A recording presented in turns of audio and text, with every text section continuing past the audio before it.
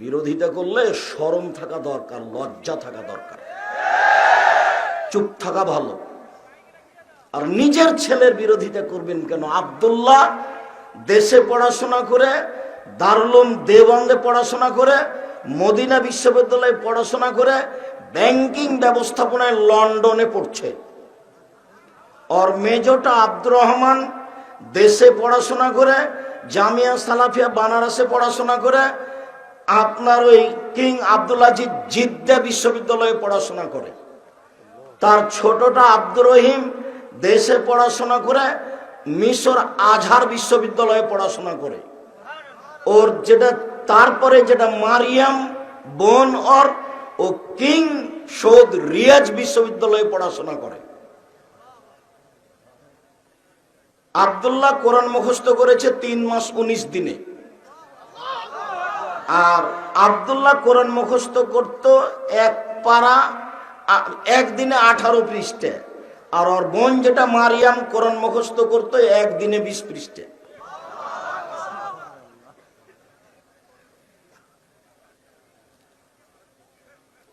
তার মা যেদিন থেকে বিবাহ হয়েছে, বিবাহের 11 দিন পর থেকে প্রতিষ্ঠান পরিচালনা করে। এখনো তার মা প্রতিষ্ঠানের প্রধান শিক্ষিকা। এদেশে 4টে বড় বড় মহিলা মাদ্রাসা আছে, তার পরিচালনা করে ওর মা। বাড়ি জান্নাতপুর, বাইশপুর। আমি আপনাকে জানালাম, আমার এটা প্রয়োজন ছিল না। আপনি যখন বিরোধিতা করে কোর্ট কাচারিতে, অফিস আদালতে কিছু বলেন, তখন আমি মনে করি যে আপনি নিজেকে অপমান করলেন। আর কোনোদিন এ কাজ করিয়েন না। স্বাগতম জানাবেন, শান্তি পাবেন। খুশি হবেন, শান্তি পাবেন। ভালোবাসা জানাবেন, শান্তি পাবেন। সারা এলাকার লোক নিয়ে এসে বক্তব্য শুনবেন, শান্তি পাবেন। বিরোধিতা করবেন, মাটিতে মিশে যেতে হবে। মাটিতে মিশে যেতে হবে। একদিন সাহস করে বলেন না দেখি যে 32 বছর থেকে বক্তব্য দিচ্ছি, কোনোদিন অপ্রয়োজনীয় বাক্য বলিনি, কোনোদিন কেসা কাহিনী বলিনি। আজকের এই পরিচয়টা আমার প্রয়োজন ছিল না। আমি মনে করি এটা আমার জন্মভূমি নয়, একথা ঠিক। কিন্তু ছেলে মেয়ের দিক দিয়ে, আহল পরিবারের দিক দিয়ে, বিভাষাদের দিক দিয়ে, শিক্ষা দীক্ষার দিক দিয়ে এবং শিক্ষকতা করার দিক দিয়ে আমার জন্মভূমির চেয়ে অনেক উন্নত মানের জায়গা।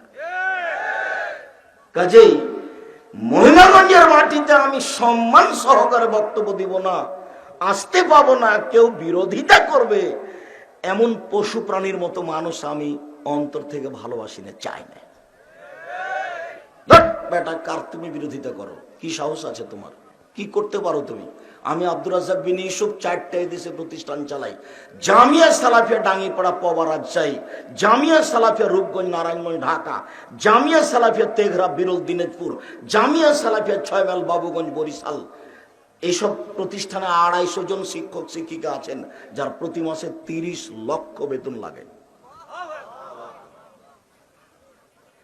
জামিয়া সালাফের পক্ষ থেকে মাসিক আল হিতেশাম পত্রিকা আছে, হাজার হাজার মানুষ এই পত্রিকা পড়ে। জামিয়া সালাফের পক্ষ থেকে দাওয়া আল্লাহ আছে, যাদের 1 নম্বর কাজ, তারা এদেশের মাটিতে মসজিদ ভিত্তিক দাওয়াতি কাজ করবে এবং মক্তব চালু করবে।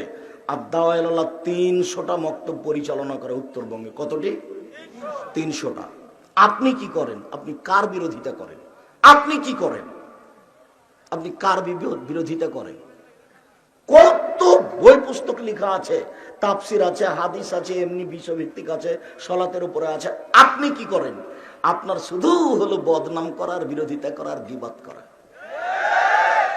একটা মানুষের বদনাম করে, বিরোধিতা করে, গীবাত করে আপনি কি করবেন?